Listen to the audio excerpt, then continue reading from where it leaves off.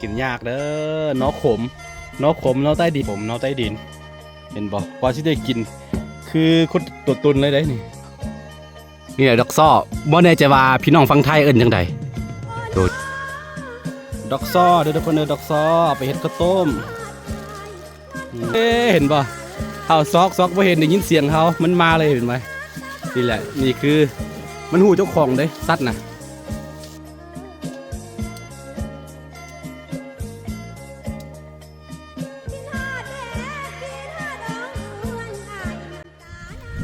สบายดีทุกค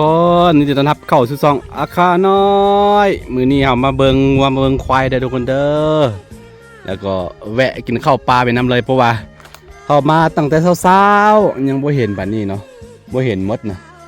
ก็ว่าต้องหาของปลากินนี่มากับพี่สาวนี่พี่สาวคนโตนี่มื้อนี้เห็นปะสิกินข้าวปลาเด้อทุกคนเด้อนอนี่หากินยากเด้อนอขมนอใต้ดินนั่นแหละทุกคนมื้อนี้อันพี่สาวไปขุดหรือว่านี่สีมือเขา เดี๋ยวเสียเบิ่งเด้อโอ้เลยหลายเลยปกติเขาไปหานี่บ่ได้เลย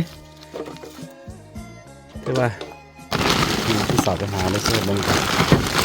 โอ้นี่มาปลานี่มาให้มีแนวกินนะพี่นะมันมีไปว่าธรรมชาติอุดมสมบูรณ์หาอย่างก็ได้หมดทะแนมแต่ว่าเฮาบ่ขี้ข้านนี่พี่สาวกับจีนกน้อยอยู่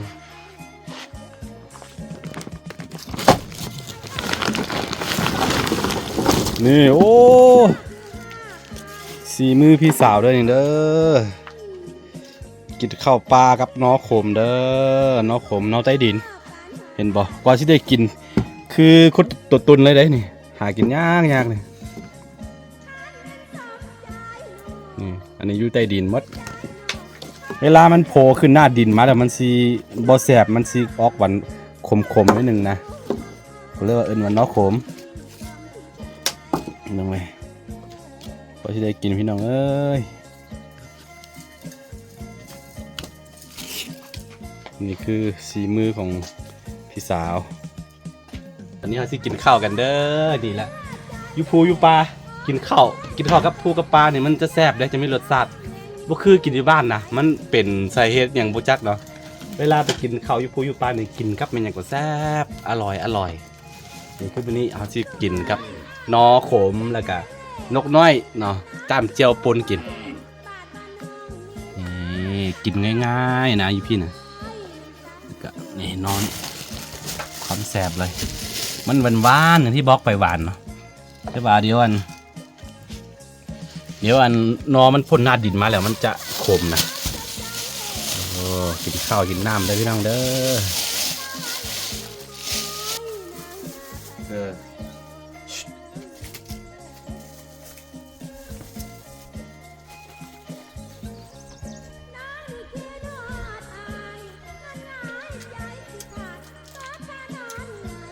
ข้าวต้มมาเลยก็เลยเหลือยังไม่ใช่ที่เหลือหาอย่างเจ้ากันนักการเมืองทำไมไม่ได้ที่จะไปทำไมไม่ได้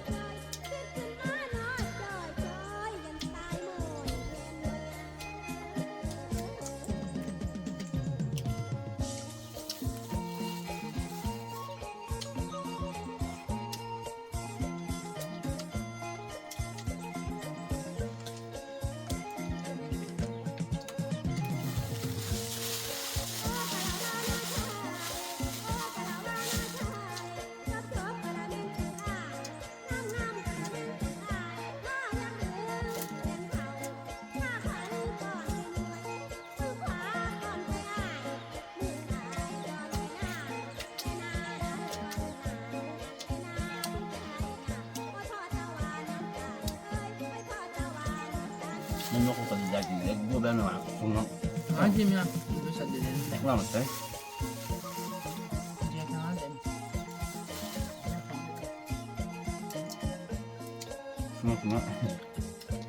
ma dove ne fanno no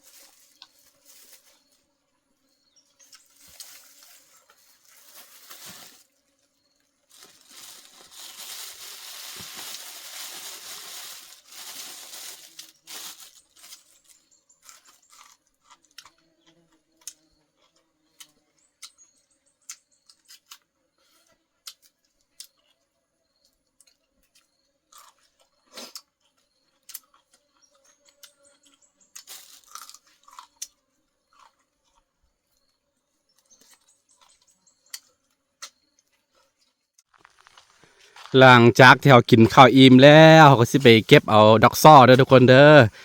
ไปเก็บเอาดอกซ้อมาเฮ็ดข้าวต้มเชื่อว่าหลายคนถ้าเป็นอันสุนทรไทยลื้อไตลื้อเฮาเนาะจะฮู้จักดีเนาะข้าวต้มดอกซ้อนะแซ่บนี่ต้นมันนั่นแหละนี่บักหลายๆมันล้นเนาะไปเก็บเอามันโอ้หอมข้าวต้มดอกซ้อถ้าเป็นคนไทยลื้อเนาะจะฮู้จักดีเพอเวลามีทานเป็นอย่างบ่มีเทศกาลอย่างต่างๆเขาสิเฮ็ดข้าวต้มดอกซ้อช่วงนี้แหละช่วงนี้ช่วงอันบุญตกเดือน6เนาะบุญสงกรานต์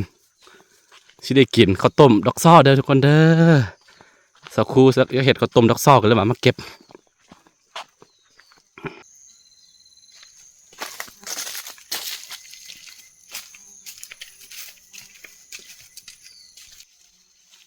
นี่คือดอกของมันเด้อเห็นบ่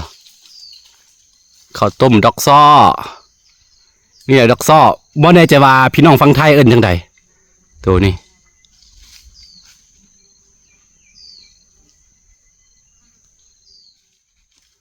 คิดฮอดสมัยตอนเป็นเด็กน้อย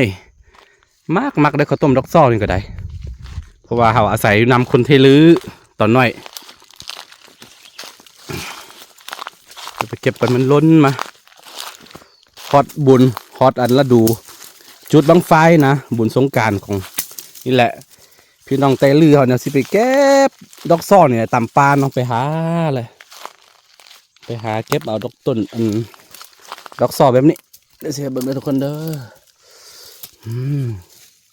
ไปตากแห้งแล้วก็เอาน้ำมันนะเราเห็ดนี่เด้อบูฮูวิธีแต่ว่าเสาคูสำเร็จอยู่นี่แหละดอกซ้ออันนั้นมาเยอะขึ้นมาหาหายเยอะภาษาข้าเรียกว่าหาเด้อหาหายเยอะดอกซ้อเบิ่งไปล้นมักหลาย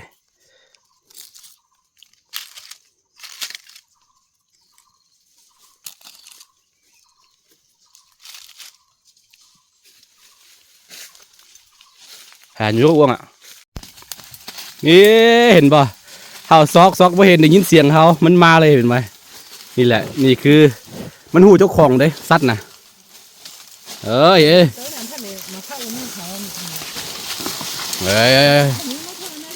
ดีออกไปก่อนเฮ้ยบ่มีช่วงนี้แห้งแล้งแล้วก็มันจ่อย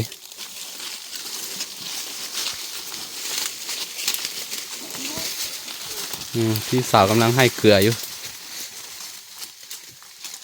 จะกูมาเปิดตัวแม่2 ตัวนี่ตายแล้วตายพร้อมกับลูกเกิดไม้นะมันคาเนาะลูกมันคาในท้องแล้วก็เสียโอ้ลุดทื้นไปหลายเติบ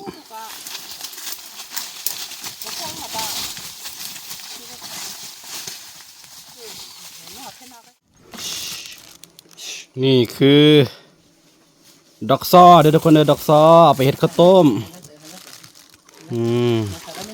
เอาเก็บไว้มือวานมือซื้อนี่หลายเติบเนาะเอาไปตากแห้งไว้แล้ว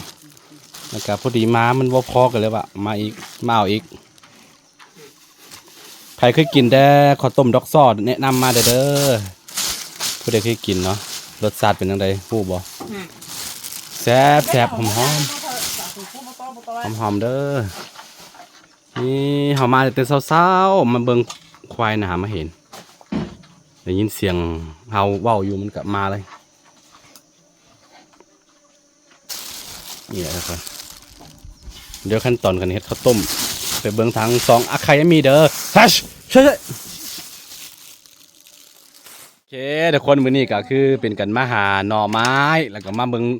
น้องงัวน้องควายแล้วก็มาเก็บดอกซ้อเนาะหลายๆยังเวลาเข้ามาป่าหามีแนวเห็ดเนาะเรียกว่าลักๆเอามาเบิ่งนี่น้องงัวน้องควายนี่ถือว่าหน้าแล้งอย่างนี้มันค่อนข้างอันตรายหญ้ามันจะตายหมดนะหากินยากแต่ว่าโชคดีอย่างหนึ่งก็คือป่าไม้แถวนี้มันค่อนข้างกว้างกันเลยว่ามันไปหากินได้อยู่แต่ว่ามันก็สิบ่ตุ้ยคือตอนฤดูฝนเนาะหน้าฝนเนาะ หน้าแรงมันจะไม่ว่าแห้งแล้งแล้วก็บ่มีหญ้ากินนะโอเคทุกคนอันนี้คือมาหาอยู่หากินเด้อแล้วก็มาเบิ่งสัตว์เลี้ยงของเขาเนาะเดี๋ยวต่อไปนะครับสิไปทางใดก็รออันติดตามไปเรื่อยๆเด้อทุกคนเด้อเดี๋ยวหายไปใส่เด้อไว้เจอกันในคลิปหน้าทุกคนสบายดี